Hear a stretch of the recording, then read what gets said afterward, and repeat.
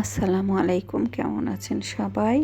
কয়েকদিন ধরেই বৃষ্টি, তো বৃষ্টি হলে তো চারপাশে কাদা আর বাসার মধ্যে স্যাঁতসেঁতে ভাব আর কাপড় চোপড় তো থাকে। আর বারান্দায় যদি গাছ থাকে তাহলে তো আরও খারাপ অবস্থা হয়ে যায়, কাদা কাদা। তার মধ্যে 2 দিনের জন্য খালা বাড়িতে গেছে, আমার অবস্থা খারাপ। আমিও 2 দিন ধরে ব্যস্ত ছিলাম, মানে এই যাচ্ছে আর সকালে চলে আসলাম রান্নাঘরে। রাতে কিন্তু প্রচুর বৃষ্টি হয়েছে, কয়েকদিন ধরে বৃষ্টি, রাতে প্রচুর বৃষ্টি। তো ভাবলাম যে আজকে পটল চেষে নিয়ে আলু দিয়ে ভাজি করে নিয়ে, ভাজিটা কিন্তু রুটি বলেন গরম ভাত দিয়ে সব দিয়ে ভালো লাগে। তো যেহেতু সবজি আছে, বর্ষার সবজি কিন্তু বেশি দিন থাকেও না ফ্রিজে, তাই ভাবলাম এভাবে কেটে নিয়ে আর কিছু আলু কেটে নিয়ে ঝুরি করে নিয়ে ভালো করে ভেজে নিয়ে সুন্দর করে তো রুটিও বানিয়ে নিব, যেহেতু সবাই বাসায় আছে। কারণ নাস্তা না বানালে কেউ নাস্তা খেতেও চায় না।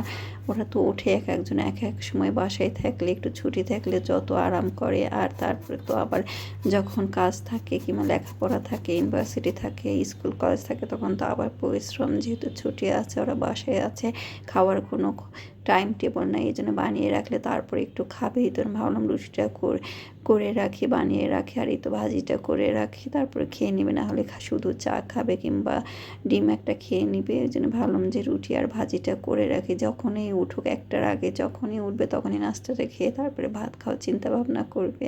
তো এটা আমি পটল আলু ঝরিয়ে করে কেটে নিলাম, আর এদিকে আটাটা সিদ্ধ করে রাখছি, পরে রুটি বানিয়ে নেব। এই তো ভাজিটা উঠিয়ে দিলাম, পেঁয়াজ কাটা ছিল, তার মধ্যে কয়েক টুকরো রসুন ছিল, সেটাই পড়ে গেছে। তো রসুন তো ভাজিতে দিব না, আমি উঠিয়ে নিলাম আর তেল দিয়ে দিলাম। আমি জিরা ফোড়ন দিয়ে ভাজিটা করে নেব।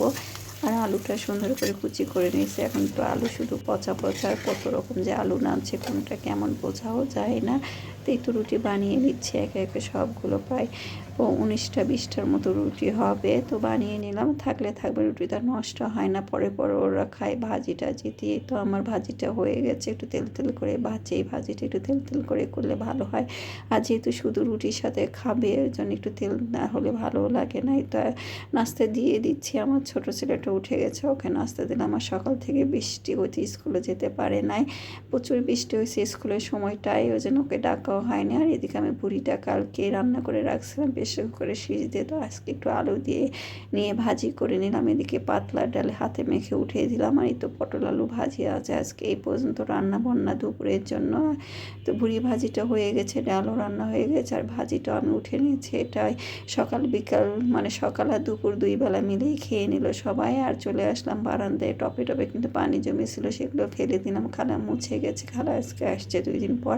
আর গাছগুলো খুব সুন্দর হয়েছে। আসলাম, কিছু কেনাকাটার ছিল, তারপর মেয়ে বলে চলো আম্মু কিছু কেনাকাটা আছে যাই। তো এই তো চলে আসলাম শপিং মলে। তো অল্প কিছু কেনাকাটা করলে তার অল্প কিছু হয় না, মনে সবই লাগবে, সবই প্রয়োজন। এই শপিং মলে আসলে এই এক সমস্যা, যা নিয়ে আসি তার থেকে বেশি কেনাকাটা হয়ে যায়। তো এগুলো কিনে নিলাম, কিন্তু সবই লাগতো। তো ভালো থাকবেন, আল্লাহ হাফেজ।